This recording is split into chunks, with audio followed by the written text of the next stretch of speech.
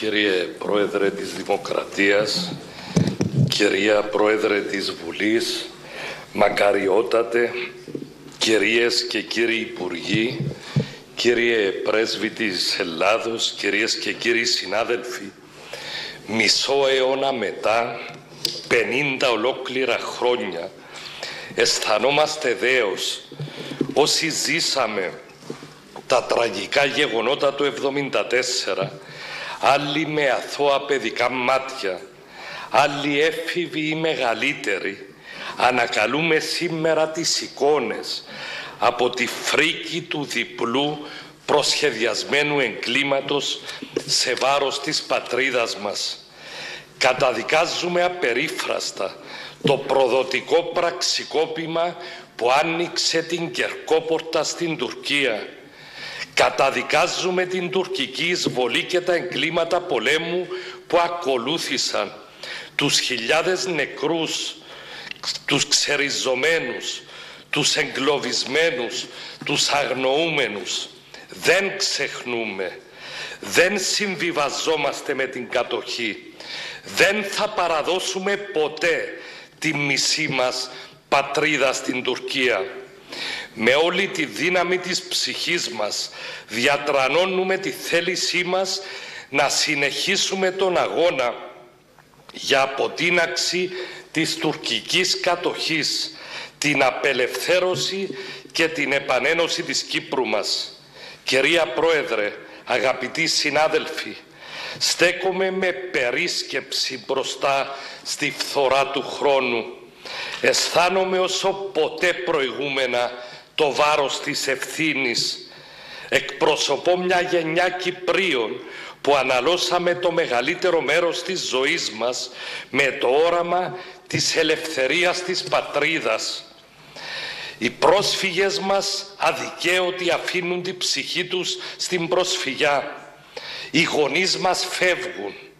Μείναμε εμείς να κοιτάμε τους έπικους να πολλαπλασιάζονται, τις περιουσίες μας να ξεπουλιώνται, το κατεχόμενο τμήμα της πατρίδας μας να ισλαμοποιείται και τις εκκλησιές μας βουβές και έρημες στο έλεος του καιρού και του χρόνου.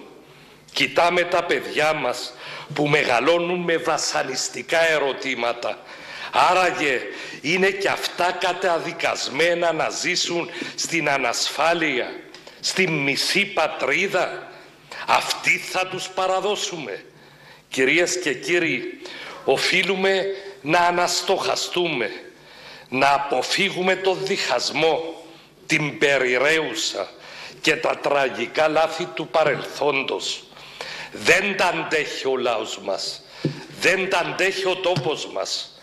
Από αυτό το βήμα πριν από ακριβώς ένα χρόνο υπενθύμησα δύο θεμελιώδεις αρχές στο Κυπριακό που μας κληροδότησε ο Γλάφκος Κληρίδης, τον πατριωτικό ρεαλισμό και την αξιοποίηση της διεθνούς συγκυρίας. Αναφέρθηκα πρώτα στην ανάγκη αξιοποίησης της διεθνούς συγκυρίας.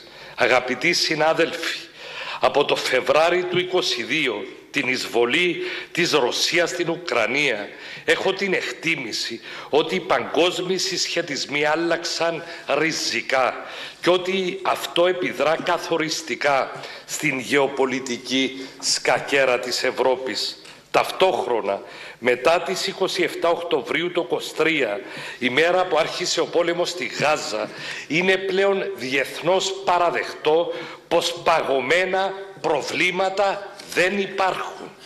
Η Ευρώπη σε αυτές τις συμπληγάδες δύο σειράξεων με κίνδυνο να επεκταθούν χρειάζεται ασφάλεια, ενότητα, σταθερότητα και συνεργασία.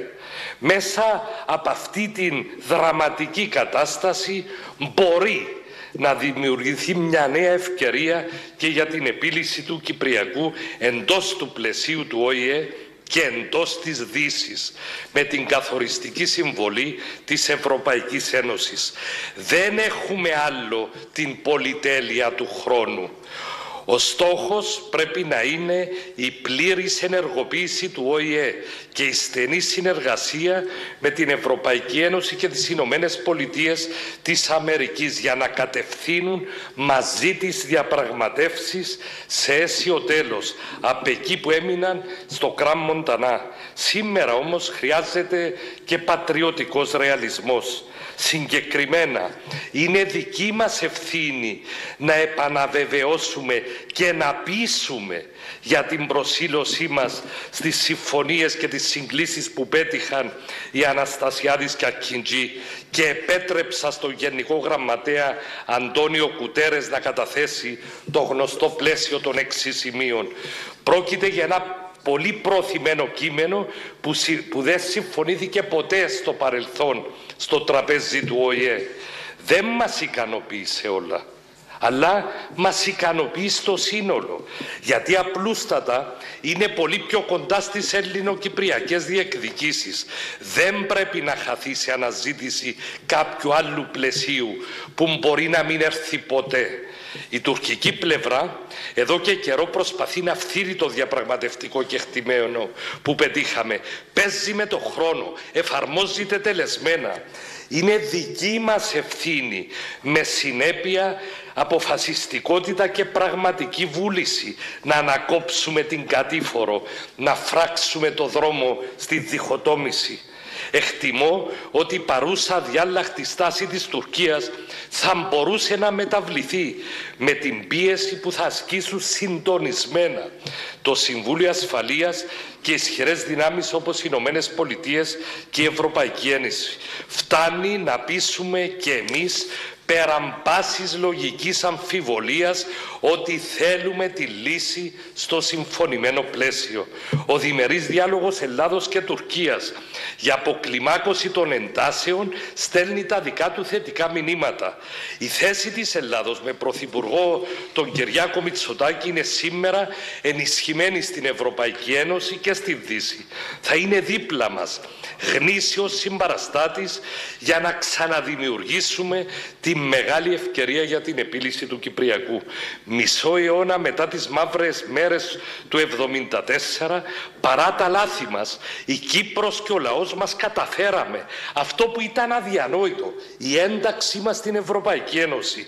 Τότε με τη συνετή πολιτική που ακολουθήσαμε και τη συμπαράταξη με την Ελλάδα πετύχαμε.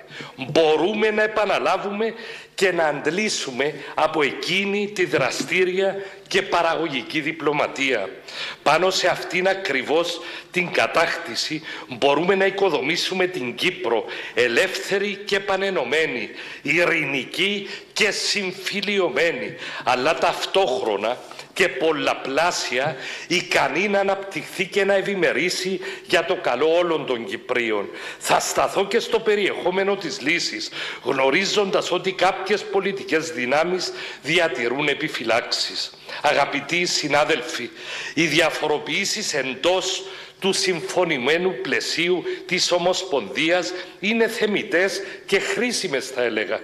Η απόρριψη της Ομοσπονδίας όμως δεν υπηρετεί το συμφέρον μας. Ούτε η ρητή απόρριψη, ούτε η συγκεκαλυμμένη. Φτάσαμε στο τέλος μιας μακράς διαπραγματεύσης και όσα πετύχαμε είναι αποτέλεσμα τεράστιας προσπάθειας. Ας μην χάνουμε το στόχο μας με άγονες συζητήσεις μεταξύ μας.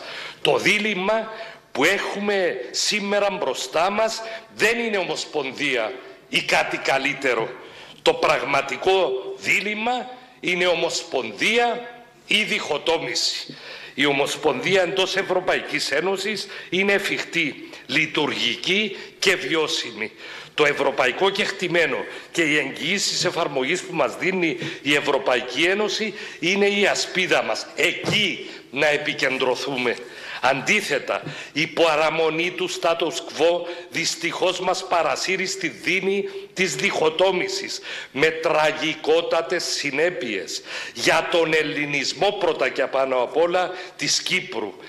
Τα χρόνια που θα ακολουθήσουν για εμάς η διασφάλιση της επιβίωσης του κυπριακού ελληνισμού στη γη των πατέρων του θα επιτευχθεί μόνον μέσα από τον τερματισμό της τουρκικής κατοχής την άρση των επεμβατικών δικαιωμάτων και την αποχώρηση του κατοχικού στρατού, που θα επιτρέψουν τη δημιουργία συνθηκών για την ειρηνική συμβίωση στο νησί και τη συνεννόηση με τους τουρκοκύπριους συμπατριώτες μας. Στο δημοκρατικό συναγερμό έχουμε επίγνωση των δυσκολιών της διαπραγμάτευσης.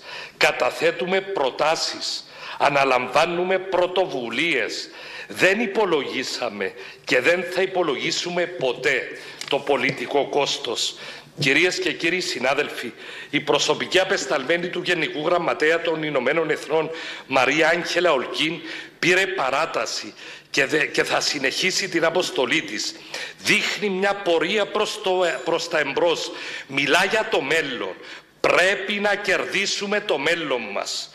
Να εμπλουτίσουμε την πλευρά μας με νέες ιδέες που ενισχύουν το κεφάλαιο της αξιοπιστίας μας. Να αναλάβουμε πρωτοβουλίες και δράσεις. Ο χρόνος δεν είναι σύμμαχος μας. Δεν έχουμε την πολυτέλεια να περιμένουμε να δικαιωθούμε επειδή έχουμε δίκαιο. Να είμαστε αισιόδοξοι. Από τη στιγμή που εμείς θα χαράξουμε πορεία, ο ΟΗΕ και η Ευρωπαϊκή Ένωση θα στηρίξουν για να φτάσουμε σε μια βιώσιμη λύση. Ως δημοκρατικός συναγερμός είμαστε έτοιμοι στο πλαίσιο αυτό να αναλάβουμε ξανά την ιστορική μας ευθύνη και να στηρίξουμε τον πρόεδρο Χριστοδουλίδη όχι με λόγια, αλλά με πράξεις. Το οφείλουμε στις αγέννητες γενναίες Κυπρίων που μας προστάζουν να τους παραδώσουμε μια ελεύθερη πατρίδα. Μια πατρίδα οριστικά απαλλαγμένη από τα δεσμά της τουρκικής κατοχής. Μια ενωμένη Κύπρο στην ενωμένη Ευρώπη. Αυτό είναι το δικό μας χρέος σε όλους εκείνους που έδωσαν τη ζωή τους για τη δημοκρατία και την ελευθερία στην πατρίδα μας. Ας είναι αιωνία η μνήμη των αγωνιστών της δημοκρατίας και της ελευθερίας.